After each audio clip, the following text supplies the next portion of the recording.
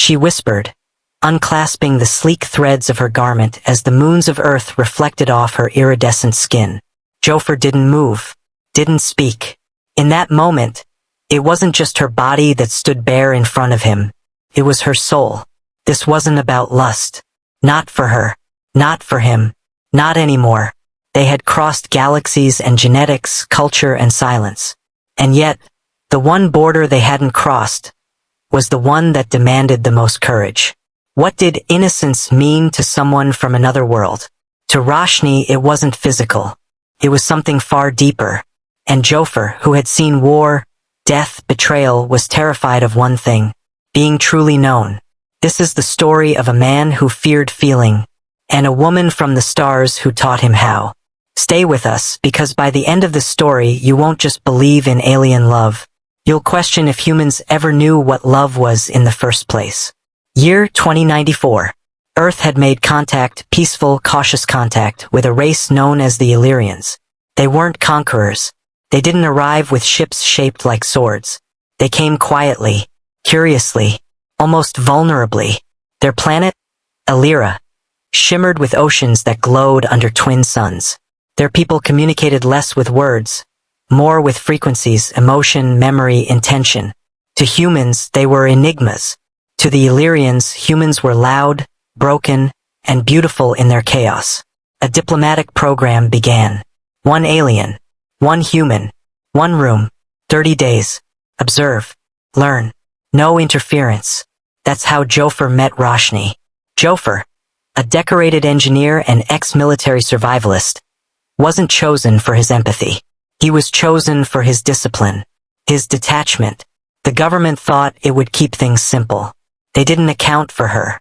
Roshni was unlike anything he had ever encountered, not because of her skin, which shimmered like liquid sapphire under artificial light, not because of her voice, which sounded like melody wrapped in thought, but because of her stillness, her seeing. She saw through him. Where others saw a man of strength, she saw a boy hiding behind silence.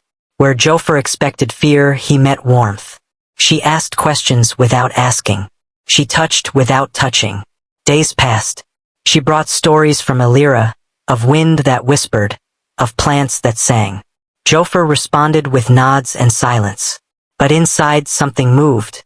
He'd spent years building walls. Roshni arrived with no weapons, yet her presence was tearing them down. Week 2. She began humming in the evenings. He couldn't understand the song, but it stirred old pain in his chest. Week 3. He began answering. Not much, but enough. A memory here, a scar there. Week 4. She laughed. He smiled. Then came day 32. She stepped into their shared cabin with eyes that held the weight of stars. She let her robe fall from her shoulders. Slowly, gracefully. Not seductively. Deliberately. Human. It's been over a month. And you still haven't taken my innocence. But there was no shame. No accusation. Only invitation. And Jofer froze, not because of what she offered, but because of what she meant. He didn't fear her touch. He feared what came after. Because if he touched her, truly saw her, he'd have to let her see him too. All of him. Even the broken parts. This wasn't about sex. It was about surrender. To her, giving herself meant bearing emotion. Sharing presence. To him, it meant risking the armor he had lived behind for too long.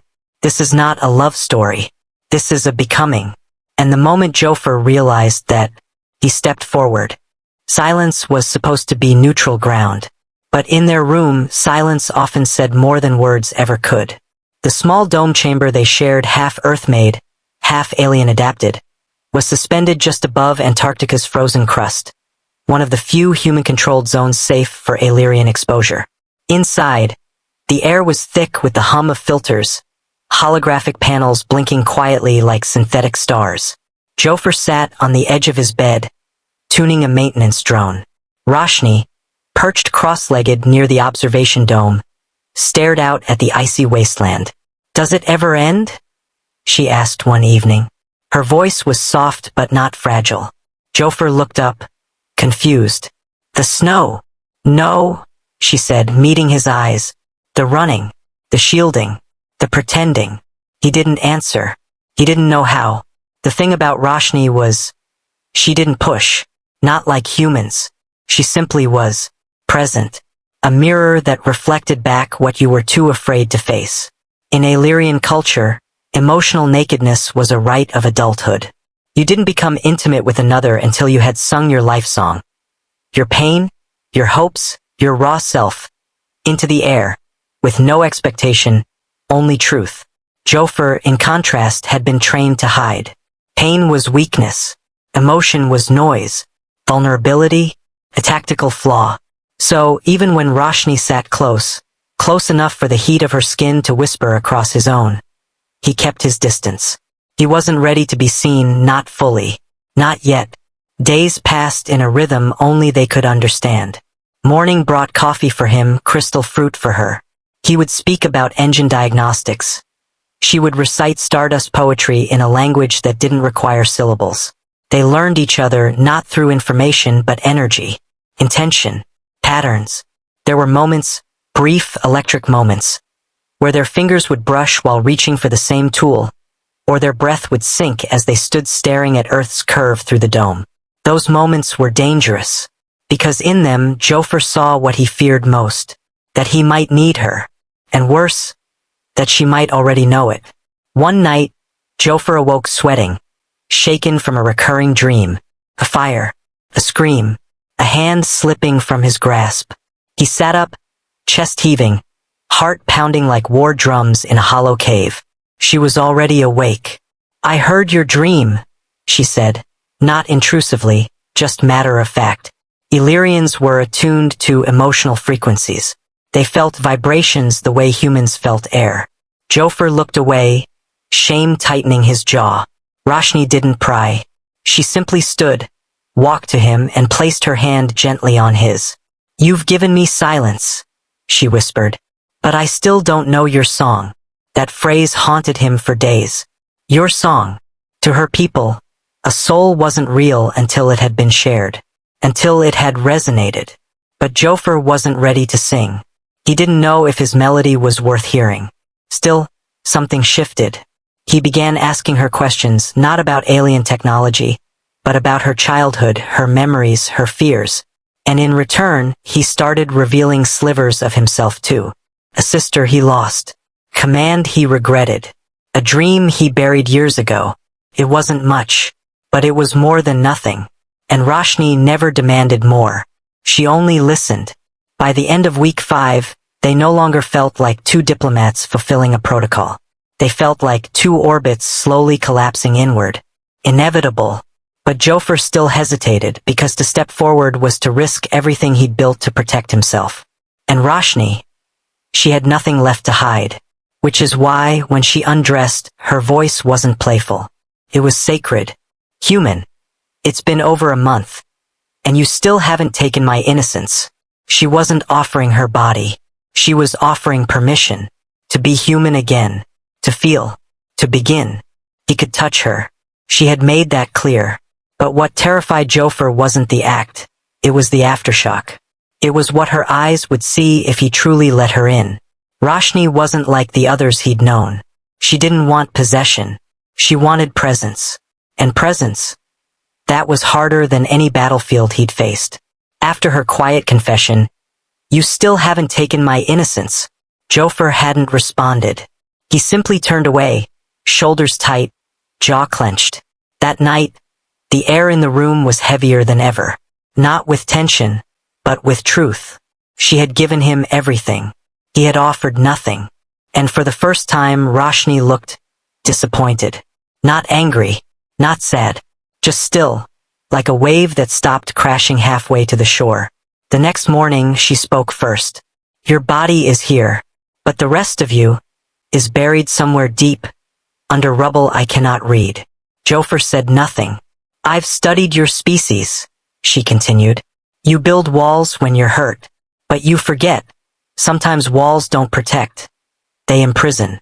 Still, he remained silent. So she stood and walked to the dome's edge, eyes fixed on the distant ice, voice like fading wind. "I've never been touched. Not because I was unworthy, but because I chose to wait.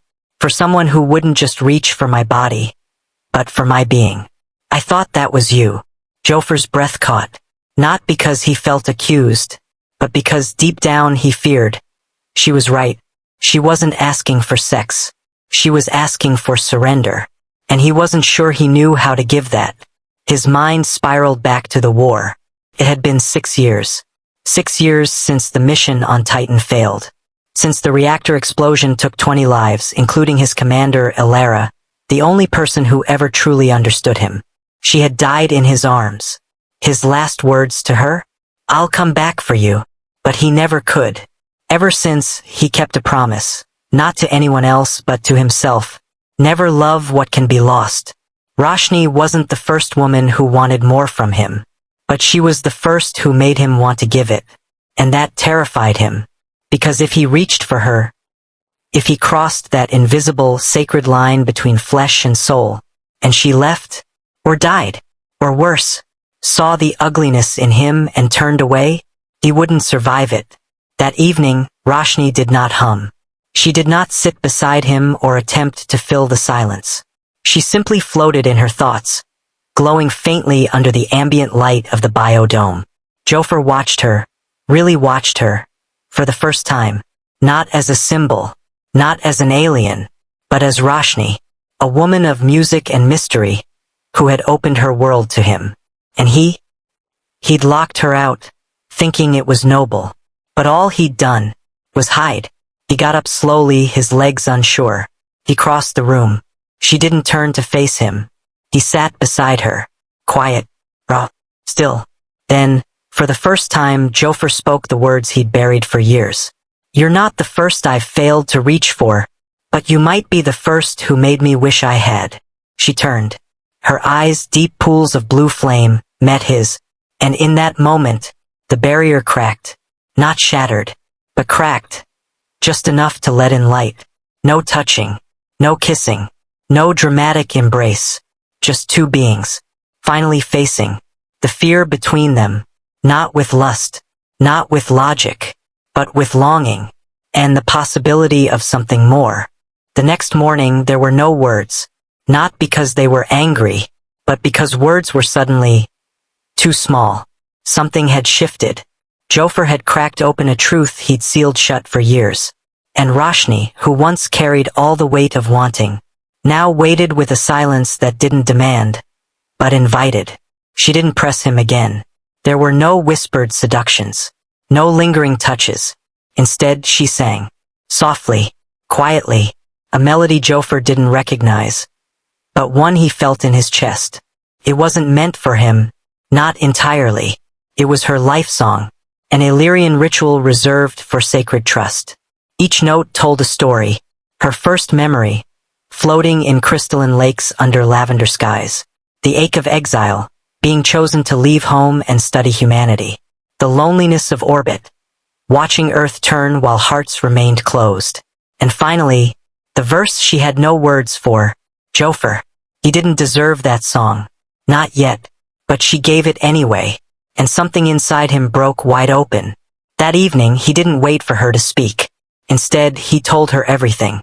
The war, the loss, the survivor's guilt, the walls, the fear of being seen, and then being abandoned. He didn't cry, but his voice cracked like fractured steel, rigid, but ruined. And when he finished, he didn't look up, until she touched his hand. In your world, you build armor out of pain. In mine, we build bridges with it. She leaned closer, her presence gentle, never forceful. I offered my innocence not to be claimed, but to be shared. In Aelirian ways, that word doesn't mean purity. It means, the parts of me I've never revealed until now. Jofer finally understood. She wasn't asking for sex. She was offering trust, and asking if he had any left to give. He stood, walked to the center of the room, then turned and faced her, fully, not just with his body, but with everything that hurt, everything that longed, everything he had spent years burying. And in the soft, unspoken gravity between them, he spoke. Not with lips, but with presence. He reached out his hand, not for her body, for her song, and she placed hers in his, not as a prize, but as a partner. The room didn't light up, the world didn't pause, but in that moment, two hearts, one forged in silence, the other in starlight, finally beat together, not as human and alien, not as male and female, but as two beings, who had found safety, not in hiding, but in being seen. That night they didn't rush, they simply sat in silence, forehead to forehead, breath to breath, and for the first time, Jofer felt lightness where there had only been weight. Outside, the earth turned slowly beneath the stars, but inside that room time stood still, not because of what they did, but because of what they became. Two stories, woven together, into one.